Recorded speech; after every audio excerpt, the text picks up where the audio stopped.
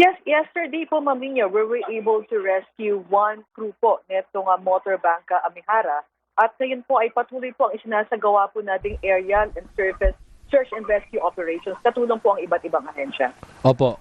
So anong nangyari, Captain Noemi? Ano po mga po bang kondisyon nangyari? nun? Opo. Well, based po sa inquiry natin na ginawa po kahapon doon sa survivor dahil patuloy pa rin po ang sinasagawang investigation ng Philippine Coast Guard.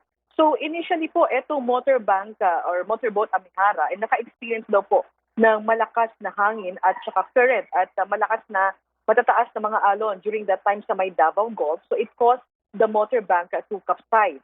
And according to him, most of the individuals on board the motorboats were able to hold sa isang floating debris. So they grouped themselves together. Doon po yan sa area po ng Davao Gulf and nag-aantay po ng oportunidad na magkaroon po ng signal yung kanilang mga phones. So eto pong survivor, lately, he decided na lumangoy po at mag-separate po sa grupo at he intended po na mapunta doon sa shoreline.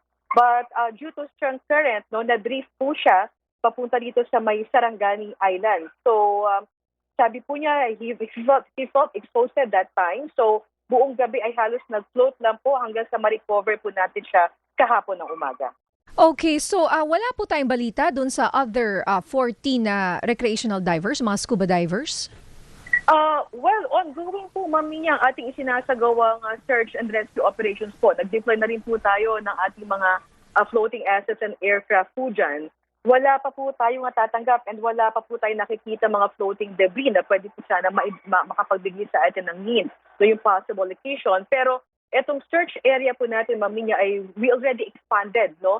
So we also consider yung mga possible drift zones. Kasi initially, from the Davao Gulf, yung natagpuan po natin yung na-rescue po kahapon, halos nasa babang parte na po. So possibly it also affects yung current na nasa area po ngayon. So mas pinalawak po natin ang ating search area po sa araw na ito. Pati signs po, Captain Noemi, ng at least ng bangka. Ongoing pa rin po ang search po natin dito. Yes, tama po kayo. So hindi po tumitigil ang Philippine Coast Guard because we really understand po that time is of the essence and bawat segundo po ay mahalaga. So ilang oras na po since this incident? It was reported to us noong January 19, Ma'am Nina, around 2 o'clock. So from the time that we received the information, we immediately initiated po itong rescue operation po natin. And saan po sila nanggaling, Captain Noemi? Based po sa report po sa atin, nanggaling po itong Motorbangka Amihara sa Santa Ana Wharf sa may Davao City and intended po na napupuntahan po ay sa Governor Generoso sa may Davao Oriental. So we were able to receive a report. Initially, nasa Davao Gulf daw po itong distressed vessels. Kaya tayo po ay nagsagawa kaagad ng ating rescue operation. So initially nga po kahapon, Ma'am Nina, nakita na po natin itong isang individual sa may parteng south na po sa maibaba na. So probably because of the current and the sea condition in the area. So sino-sino po itong mga divers na ito? Mga tourists? Or Ito locals? po ay mga tourists. They initially rent po itong recreational boat na ito. Nabanggit po sa atin is for recreational fishing intention. But we are still investigating po itong mga nangyari before po the incident. Wait, so they are not scuba divers. So mga magfi-fishing lang, recreational fishing? Kasama po yan. Pero ang Opo. una pong nabanggit sa atin is recreational fishing. Kasi itong recreational boat naman po, Ma'am Nina, it can be used for recreational diving and recreational fishing po. Ma'am, just to give an overview at least, kasi sabi nyo, kasi sinesearch ko yung maps ngayon, Davao Gulf, dito po siya sa baba po siya ng more or less Davao City. At sabi nyo po yung nahanap po ninyo, lumangoy po siya papuntang Sarangani, malayo-layo po yun More or less mga ilang nautical na kilometro or miles po yan. Yes, tama. Actually, Sir Mix, no, ang initial location po nila is Davao Gulf. Yes. So, ang possibility po kasi niyan dahil amihan din po at medyo malakas po yung current. So, may high probability na na-drift po sila or nahatak sila ng current pababa hanggang Yes. Sarangani. Kaya doon na po natin siya na-locate. Okay, malayo-layo So, yun Oo. yes, medyo malayo po. And from that Sarangani, yung sa location po na nakuha natin itong crew, Halos 17 nautical miles po ang layo from the shoreline.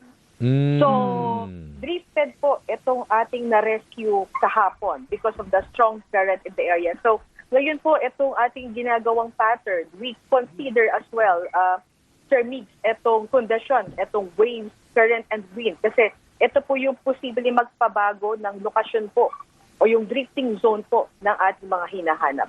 And Opo. Opo, so what is our message po sa mga, I'm sure, ay dalawang gabi nang hindi nakakatulog, no? Mga kamag-anak po nitong 14, whether they are recreational divers or fishing, no? Ay ano po ang mensahe natin sa kanila? What are the chances of survival at this point? Because I cannot imagine po yung pinagdadaanan ngayon ng mga kaanak ng ating mga kababayang ito. Yes, Ma'am Mia, the Philippine Coast Guard is in high hopes pa rin po.